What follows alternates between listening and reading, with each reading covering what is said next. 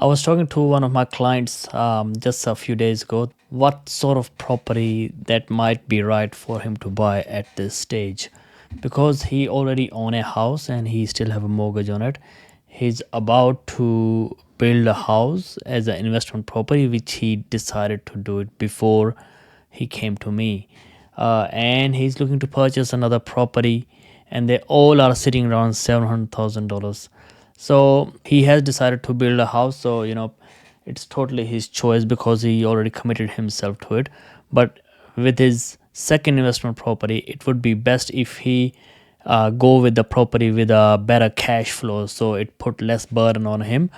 Because on building, it's gonna take around 1.5 to 2 years at least, and for that time he's not gonna get any income whatsoever. He's going to be paying interest on that, and that's going to be quite a bit. Like, he potentially could be paying around $50,000 to $60,000 or interest only over next 2 years, or if everything goes right, then 2 years. If I've seen a lot of people with building delays, and I've seen a lot of people struggling. So I suggested to him, instead of going for another $700,000 property, if he's paying 10% deposit, it's best to go with a smaller amount, with a cheaper property, and buy it in a suburb where there is the best cash flow.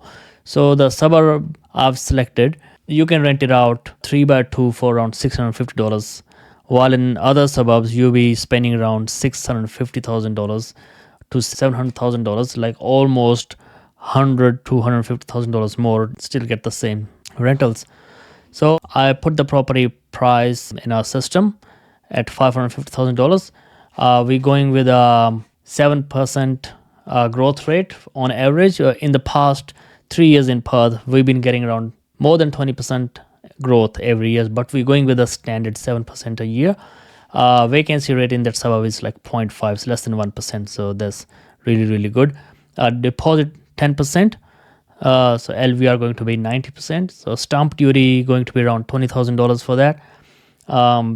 Settlement charges, inspections, building inspections cost like $2,000, and bar agent fee. So the total purchase cost for that going to be around just under $90,000. If he were to get a house of $700,000, and then he would be paying around $110,000. It will be the total purchase cost if he were to buy a $700,000 property. But we'll stick with the $550,000 property. And the rent is $650 a week for 3x2s in that area. And so that will give him a rental yield of just above 6%, which is really, really good. Council charges around $2,000. Strata, this property has strata on it. I put $200 a month, which will come up to like $600 a quarter, but strata for that is less than that. Water rates, insurance, building insurance, property maintenance, and the management commission 8%, which is pretty standard. And interest rate, right now, if we say the interest rate is 6.25, if he can get that, I'm not exactly sure, but the rates are going down. By looking at this, he would be paying just under $700 a month from his pocket. If a year later, let's say the interest rate goes down to 5.25, then he'll be paying only around $250 a month from his pocket, which isn't going to hurt him at all, and he can be less stress free for the other properties, because the other property, the one he's building, he's not going to get any income on it more than 2 years. And in 5 years at 7% growth, he's going to get over $200,000 in equity if we take the growth only at 7%.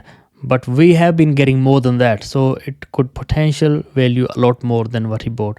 So that's what I was trying to tell the client, so he doesn't get into any financial hardships.